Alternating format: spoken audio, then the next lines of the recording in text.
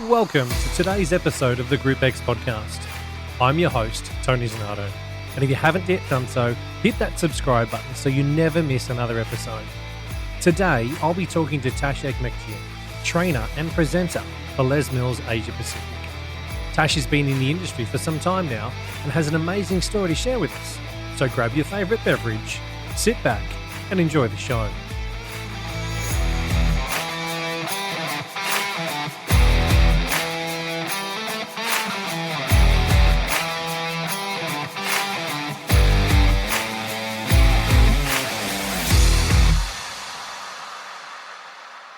Tash, thank you so much for joining me this afternoon and coming on and having a chat, man. I appreciate your time and appreciate you saying yes as well.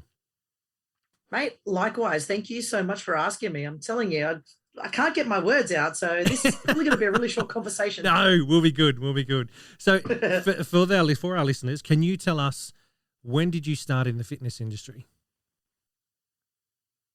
Wow, I'm going back a lot of years now. I actually entered initially in the year 2000. And, every time I say it out loud and I say I've been in the fitness industry for 22 years, I feel like I sound so damn old. And I'm so not. I'm in my 40s. Yep. I'm allowed to say that. I don't have to specify my age, do I? No, not at all. No one really cares that much. Oh, good. They just want to know. They want to know you. They want to know where you've come from, all that kind of good stuff. So you started in 2000. Yeah, I did my Cert 3 in fitness. There was no Cert 4 personal trainer at that time. So it was just the Cert 3 with the 3 strands of, gym instructor, aerobics instructor, as it used to be called, and then aqua. And I ended up actually branching out into all 3 of those areas. Wow. Yeah. So I studied all of them because I was so into fitness. And I got all the registrations. I got qualified in all 3 strands. So I could do the gym instructor stuff. I could do the aerobics freestyle. I am aqua trained as well. There's an interesting random fact as well. So, but, as you know, with your fitness qualifications, you have to update them every 2 years. Yes. And I actually let it lapse because I didn't really take action to try and find work because I already had I was already sort of working at the time anyway. And it wasn't anything that I really was sort of aspiring to do. And then you fast forward to the year 2004. Yep. Yeah, early 2004. My now husband was talking about how he wanted to launch his big radio career. This is his ultimate dream of, being a radio show host, because he's got the voice and he's got the suave and, how passionate he is about it. He's done community radio and all this. Love it. And just hearing him talk about it and how he was getting into his studies about it. Yep. I just went, you know what? You've inspired me to pick up my fitness studies again. Excellent. So off I went and I had to re-register. I had to do everything from the start. Yep. Start from scratch. Like I'd never done it before. Cert 3, Cert 4. This time I found work and pursued it. Yep. And I have remained active. Love it. What was the first group fitness or group X class that you ever taught? Boxing, freestyle boxing. Excellent. And where was that at? So Sydney Olympic Park. There's a little gym in there in the aquatic center. Yes. Yep. And there was the manager there had gotten in touch because fitness people know fitness people, and then suddenly your name gets tossed around everywhere. Yeah. Right? I hear that you can teach your freestyle boxing train. Can you please cover this class for us for 6 weeks? It's 6:30 a.m. on a Wednesday morning, and my face went, what a.m.? What? Is the sun up then? Sorry. Yeah. Is there a time that exists when people are awake? Pre 7 o'clock? Are you kidding me? Exactly. And then I went 6:30 a.m. Holy crap, what am I going to do? But I wanted the opportunity, right? Because as you do when you become a brand new instructor, you grab every class that you can and opportunity that you can to get your experience up, right? Yep. So I took him up on it, and my older sister, God love her, she went, look, I'll drive you. She goes, I'll drop you off and I'll come and pick you up after the classes so you don't have to worry about parking and whatnot. So up she wakes at the butt crack of dawn with me to drive me to Homebush, which is about 15 minutes away. Yep. Yeah, I teach my boxing class. There was about 15 people in there. Yep. And then, That's I got decent the for feedback 6:30 in of the morning, I might add. yeah, oh yeah. And it was I was surprised as well going, people, why don't you sleep? Like, what are you doing awake at this time? I wasn't game enough to ask him in the first class of that 6-week period, why don't you guys sleep? Yeah. I wanted to establish a rapport first, Yes. right? So it was by week 3, I actually pulled him aside and went, guys, why not sleep at this time? Yep. Why are you up and moving your body? Yep. And I had a wonderful answer from someone going, I get up and I exercise now before my body and my brain realizes what I'm actually doing to it. So then by the time the class is finished, the body and the mind have caught up to what just happened. Yep. Brilliant. And the workout's done for the day. Yeah. Yep. I like it. And I thought that was great. Yeah. And I went, good luck to you, because as soon as that 6-week cover was over, mate, I was back asleep. Yeah. Oh, brilliant. I love it. The first, I think the first class for many of us is always something along those lines. It was an experience and a moment of going, oh my God, what am I, it's at what time or oh crap. Okay. Yep. I can do this. So well done, mate. Well done. I love hearing that. Thank you. When I was too tired to be nervous. Yeah. Yeah, exactly. As you said, you were up and doing it before your brain realized really what was going on. That was it. There was all I was thinking was, I've got to teach these people how to punch some pads. Yeah. Okay. And then we're done. This is the Group X podcast. Where did your career go from there? I mean, I know you and I met when we were both at Fitness First back in let's say it's 2004, 2005 is when I first jumped on board over there as well. How you were a group fitness manager for a while there as well at a couple of clubs from memory? Yeah, not initially. I first became a GFM at a club called the Fitness Edge. Oh yes, which is within Ryde Eastwood Leagues Club. Yes, yep. And I managed to get in there because my now husband, geez, he gets involved with all this shit I do. He's going to want a little bit more credit accolades for this. Yeah. Anyway. Jeez. Anyway, so Michael played semi-professional football for the Ryde Eastwood Leagues Club for 7 or 8 years, and so he was all like, "Oh, I'm the one that got you the job there," and he went to the gym there to do his training and all that, Yep. So that's I didn't get the job because of him. Yep. I just knew of the job because of him. I just want to clarify that. Yeah. Thanks. Just because he's probably going to hear this back later. Yeah. And so I got to be GFM there. Oh, when was it? 2008, I think it was. Yep. Yeah. Prior to that, I was actually a PT at a very small gym called the Fitness Network in Surrey Hills. Oh yes. Yep. And talk about, talk about not being a morning person. Yep. Monday to Friday, 6 a.m. till 2 p.m. And I did that for 4 years. Wow. Yeah. Yeah. Lots and lots of coffee to get me through. Yeah. Wow. And then I found the group fitness manager job at Ryde Eastwood. Yep. Took that on. And then from there, I went to Fitness First. Okay. Cool. As a GFM. Yeah. But I was still I became a GFI. Yep. For Fitness First in 2000, I think it was the end of 2005. Yep. Okay. Yeah. Or it was mid to late 2005. My first, it was body pump that I got granted. Yeah. It was my first class. Yep. Yeah. Yep. So how many programs are you trained in? Trained in? Yeah. Or currently teaching, or both? Well, trained in because I like myself, I'm not doing any more, but I'm trained in X amount of programs. But yeah, how many would you be trained in? I can't give you the number without saying the programs. Is that okay? That's all right. You can say the programs. We're not programmist here. We talk all programs. So yes. Awesome. Yep. Okay. So this was the order of my training, right? Yep. Body pump. Yep. Body combat. Yep. Body jam. Shabam. There was body step. CX, which is now core. What else did I train in? I'm trained in balance now. I did grit. I almost feel like I'm missing one. And if I am, I'm so sorry. No, I think that's it. 8. 8? Okay. 8. Other programs that aren't Les Mills? Trained in any radical All the or any, freestyles. but all freestyle stuff. So nothing from radical or nothing. No, the from, rest of, everything else is freestyle. So I taught a lot of, the ABTs, high, low, sculpt, all the terminology that they use to describe those different classes. Yep. And when did the opportunity arise to become a trainer, become a presenter? How did that eventuate for you in your career, and when did that eventuate? I think that was 2008, mid 2008. There was a call out at the Hilton. The Hilton Hotel has a gym in there. Yes. Group fitness manager, Shirley Townsend. Yep. And I didn't know Shirley, right?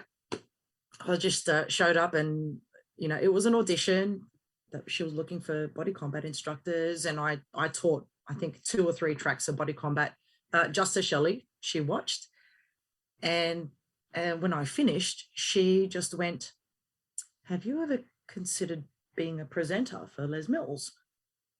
And I said, "No, because I didn't know that was an option or an opportunity that would ever be available." Like, how does that even come about?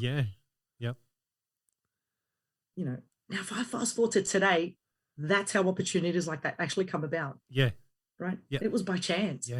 And she went, "Listen, the next time there is an announcement made about Sydney-based auditions for body combat presenters, you need to register yourself." And I went, "Okay." Yes. Nothing awkward about that at all. No, scared shitless, mind you. I've got no idea who this lady is, what this presenter thing's all about. I mean, I had an idea. I had already been attending, the quarterly workshops, and I fell in love with them immediately. Just the atmosphere when we had all the super workshops back then, the stage, the lights, the presenters up there, the instructors just enjoying it all together. I knew what it was about.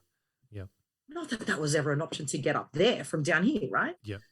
So later on that year, lo and behold, there was a call out for auditions to be held for body combat, for team members for body combat. And I had a voicemail from Shelley, I think it was 2 or 3 weeks before it was to come about. And she goes, "The announcement, there's been a call out for body combat presenters. Register yourself now." And I went, "Love you, Shelley." This is a voicemail? Sure. I better fucking do this because she'll find out if I don't. Yeah, she would definitely find out. She would be, right, where's Tash? Why isn't she here? What's going on? Yeah. She would have hunted you down. And she absolutely would have, because, well, she had already gotten the word out to, it was Kylie Gates, who was the training manager at the time. Yes. And Dee McNeil, who was the head of the team at the time. Yep. And she had already told them about me. Expect this girl. She's going to be at the body combat auditions. I didn't know this until way later. Yeah. After the auditions actually happened. Yeah. Talk us through that process on what happened.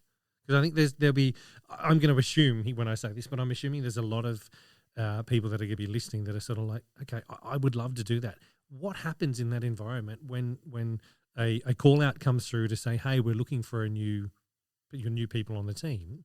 You rock up to that day. What's the energy like? What was going through your mind when you rocked up on that first day? Yeah. Well, obviously now as it is now, I mean, it's a very different, process. Yes. So when I'm talking, we're talking 2008, right? So long time ago. Yep. So even though processes are a little different, the feels would be exactly the same, right? Yeah. Extremely nervous, like extremely, like you wouldn't believe, because I was in a room with a bunch of people that were also, I assumed, highly likely, amazing instructors who show something that could be good enough to be on this team. Yeah. So I felt like the company that I was in, I was very humbled by it. I was also very overwhelmed by it. Yep. And I was questioning whether or not even I belonged there, to be completely honest with you. Yep.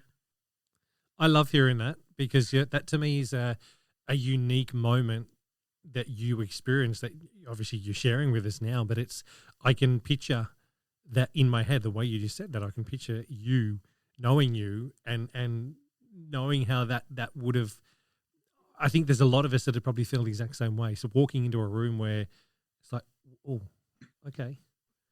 I do my thing. I come in and I teach. I do my thing. And you know what? Yeah, okay. Someone has seen something. Okay, yep. Let's roll through this. And it's very humbling. You're not one of those people that is a show pony that is like, check me out. It's me, me, me, me, me. You know, there's no Pavarotti in you at all. It's very much very humbling, and it's nice to see. You know, I know that there are presenters out there that are Thank you, Tony. Are very different. Yeah, they're very much like, don't you know who I am? No, I have no fucking idea who you are. Yeah. I have to say to you that exact tagline. One of my long-time participants, her name's Susie, and she has come to almost virtually every single class that I've been teaching for God knows how many years. You know, when she was at the gym, that's exactly her tagline to me. Yeah. Do you know who you are? And I look at her and I go, I'm a fucking human who teaches movement to music, mate. Yeah. That's what I love. That to me is the what's the word I'm looking for here? Epitome of an instructor. The ultimate instructor, presenter, trainer is someone that gets up there and goes, I'm a human. I'm doing my job. This is what I do. Yeah. I'm not here to be idolized by people. I'm not here to make friends and be like, oh my God, you've got to follow me because no, you are, you know what? I do what I do and I enjoy it and I love it. And I'm going to say you do it. And I'll ask you this question. Why did you go down, like you became a trainer and presenter in that, but what made you stay with it and go, you know what? Yeah, I want to do this. What was that? Is there a defining, is there a defining point, or is there something in it that you can just pinpoint and go, I do this because? Sorry, did you mean as a trainer or as an instructor? Yeah, So is there a different answer? I suppose is the question. Yeah. Not a whole lot, to be honest. No. Look, I love exercising with people. That's ultimately what it is like. Yep. And I found this job where, like, you know, I found this thing where I can actually get paid. I can do this for a job. Did you find it or did Michael find it for you? Oh, don't you even. Sorry, Michael, I had to throw that one in there for you. Bloody Mike.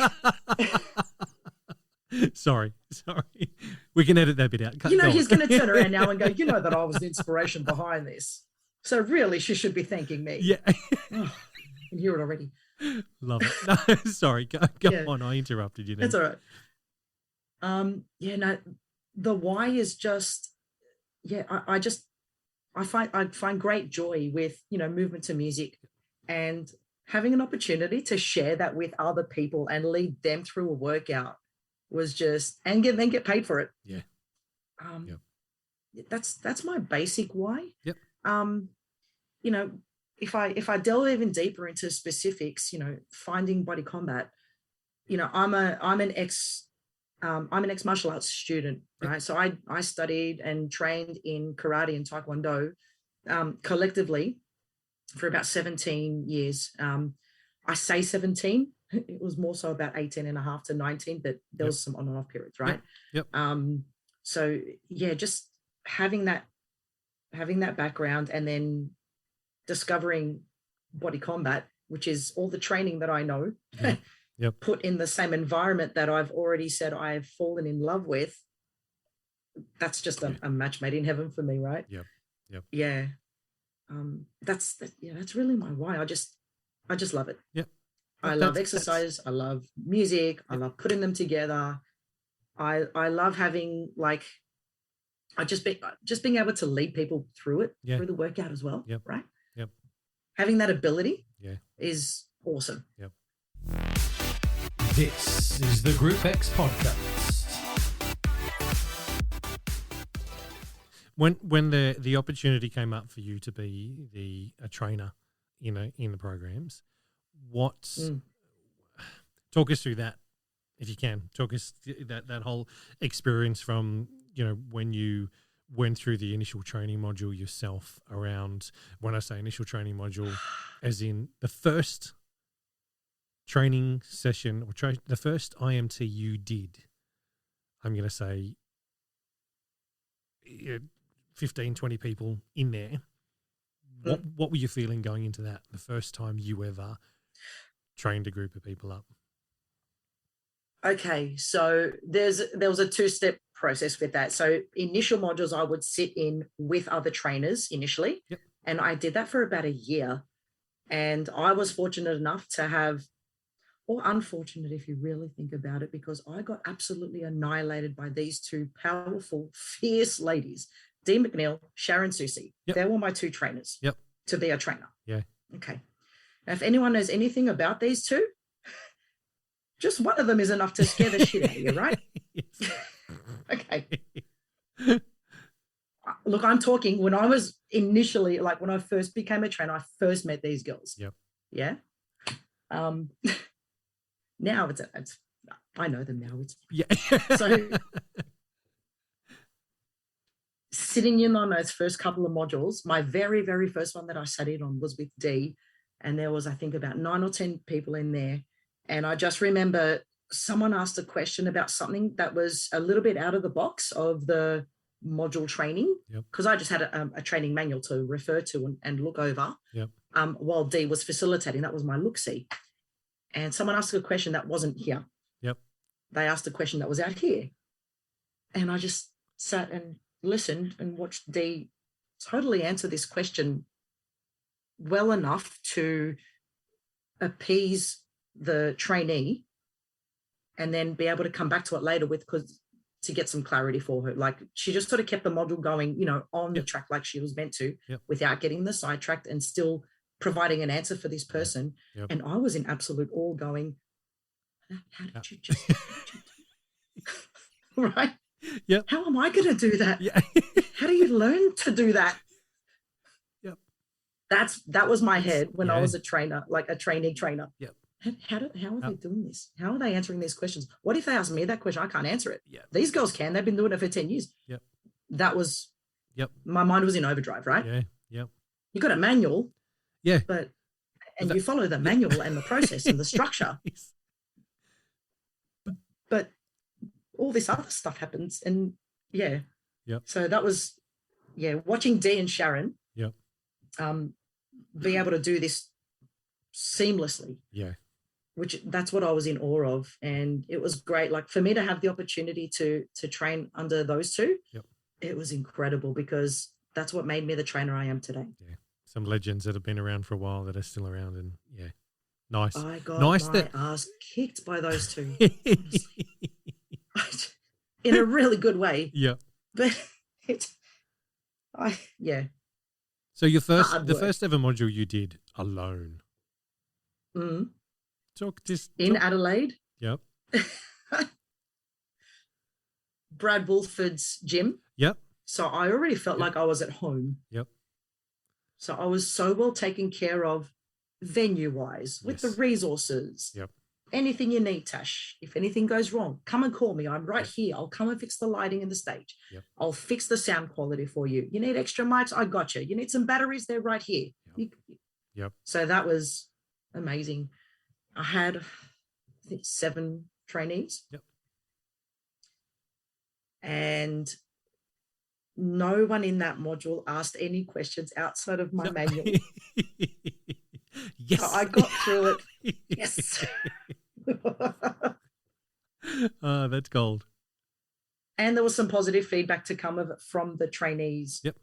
To be honest, that's what I was really focusing on. Like, because, it's one thing for us to think, or to have like our intentions, right? But the intention versus the perception can be very, very different. We don't have control over the perception. We've got control over the intention. Yes. And I know that from the get-go. So my thing was, what have these guys said about the training? Can I have the feedback? Yep. And it was good. Yep. So I must have done something right. Yeah. Yep. No, I love. I remember when I did indoor cycle stuff for Network, The same thing. I was there with Alicia and with Ryan and Effie Diamond going through my first one, and it's nerve wracking. The nerves, that feeling of, oh shit, what am I? Oh my god, please don't ask any questions outside because I'm nervous enough as if I'm trying to remember this, trying to go through it all. It's that whole experience of the adrenaline is rushing. You are on fire, and it seems to go so quick at the same time, so slow. But having people listen to every word you're saying and are being engaged by what you're saying, and the fact that they're able to, you're able to pass on knowledge and experience, but teach them and have them walk away from that weekend and getting something that they've come for, that they walk away going, you know what, hey, yeah, thanks. I really appreciate that. And I think that's, for me, was one thing I really enjoyed, was passing that on to someone and having watched them at the end of the weekend or the end of their module, whatever it was that they were doing, go out there and be the best that they can be. Was just that moment of going, look at you, you know, and that satisfaction knowing that you helped them. Not so much, you know, that they look at you going, oh, you're amazing. It's like, I didn't want any of that kind of shit, but it was, I passed something on to you and I helped you achieve something that you wanted to do.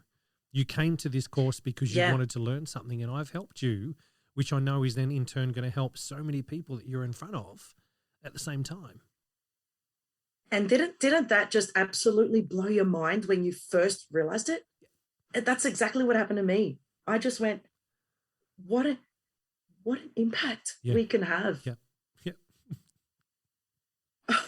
It's an awesome thing. I think as a people that aren't trainers or presenters, if they're looking at going into it, I'd always want to make sure that they're doing it for the absolute right reasons. Yeah, and I'm going to say most, and I'm going to say probably, you know, it's probably in the 90% range that most people are in it for the right reasons. They're in it because they love what they're doing. They want to pass it on to other people that are like-minded, that have the same passion and have the same drive, that want to help people get fit, want to help people move. But also when you realize that you've got a certain skill set that you can help other people do what you do and be what you're being, I think that's, to me, that's, yeah.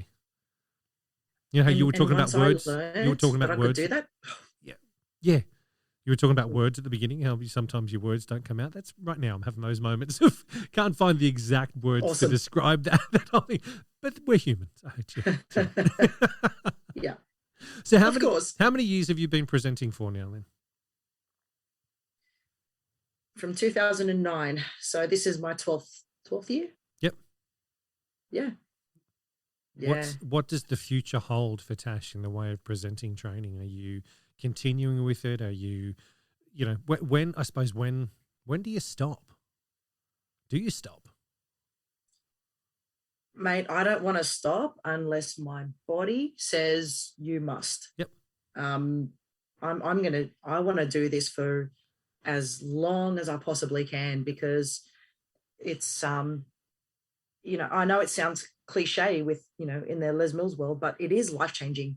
And it's not just life-changing for the instructors that come through our doors. It's not just life-changing for the members that are in front of us. It's life-changing for us as the trainers and presenters, honestly. It was the life change for me.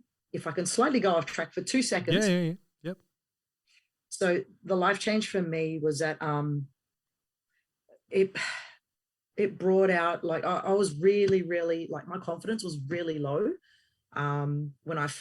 before I became a group fitness instructor. And that was one of the big questions of, can I even teach a class? Because, you know, I had this certain idea in my head of what great group fitness instructors are meant to be. And, you know, these boisterous personalities, big time people, you know, the people person, you know, that talks to everyone. And I'm like, well, no, I'm definitely not like that. I'm quite introverted, you know, and then I start questioning, can I even do this? And that was why, even when Shelley told me you should go to this audition for presenters, my confidence just went, I don't think I can do that. Yep. Because just by looking, you know, at it. Yep. So, you know, and then fast forward to now, and I did do it and I can do it. And so my confidence has just Yeah. It's greatly brought out, a confidence in me that I didn't have before. Yep. Or that I may have had, but it was concealed. Yeah. I don't know. Yeah. Which programs are you training in at the moment? As in, which are you a trainer presenter for currently? So I'm a trainer and presenter for Body Combat and Shabam. Yep. And as of this year, also Body Jam. Excellent. Well done. Which I'm really excited about. Well done. Yeah, thank you. That's awesome. So, and I know recently the teams, everything changed from what I was seeing on social media. There were some changes within the teams, the dynamics of the teams and who presenters were. I'm assuming a lot of that has come from COVID and with the changes going through the business and all that kind of stuff. So does that mean there's some new fresh faces that we're going to be seeing moving forward? This is going to sound really, really terrible on my part. I don't actually know what the whole team looks like now. I'm so sorry. No, that's all right. That's you know why? It's the 20th. I base it off. Yeah. I base it off our quarterly workshop lineups. Yep. Who's in the emails that I see. Yeah. And a lot of the time I haven't paid full attention to it. I know that sounds so bad. No, not at all. It's also the 21st. I definitely don't mean it that way. It's also Friday the 21st of January. We are still in the new year. We're, hello, we've been on holidays, all that kind of stuff. I get it. It was probably a silly question for me to ask, but it was one I thought I'd throw in there anyway. And whether it stays in this episode or not, who knows? I shut it out at the end. Editing. It's all good. But hey, the last question I wanted to throw at you, and I suppose it's not so much a question, but a statement of, if you could pass on some advice to anyone listening that wants to be a trainer or a presenter, what would that advice be? Make sure your reasons why are the right reasons why. And just work hard and let it fall into place like it's meant to. I think that's really important. Whether or not, some people might hear this and think, well, you're not really going out and taking your steps forward and taking the initiative and grabbing it by both hands. You don't necessarily have to. Like, I'm a really firm believer in, if you just work hard, head down, bum up. That's what I did. I didn't go out seeking this. It happened, and I absolutely believe it can absolutely happen to anyone else that feels the same way. We can't control the 50 plus other external factors that are going on, with regards to criteria, business requirements, locations of, the size of the teams, things like that. You don't have any control over that sort of stuff, but you can control what you do and how hard you work and why you want to do it. Yep. And I think that's where you really need to keep your focus. Love it. Thank you. Thank you for those words. Thank you for your time tonight and having a chat with me. I know it's only been quick, but I'm trying to keep these chats with everybody nice and quick. I mean, I know there's going to be, the list that I have at the moment is there's about 80 people on it. And if I'm doing one of these a week, there's a year and a half close to whatever is going on. So we'll see you at the end of the year. Yeah. After you finish talking to everyone. Every Friday night, this is where I'm going to be in the dungeon. But Tash, thank you so much for coming on. Thank you for spending a little bit of time on your Friday night with us to answer some questions and have a chat about you and your journey so far. So thank you very much. Thank you. This has been surprisingly fun. Thank you. Hey, you're welcome.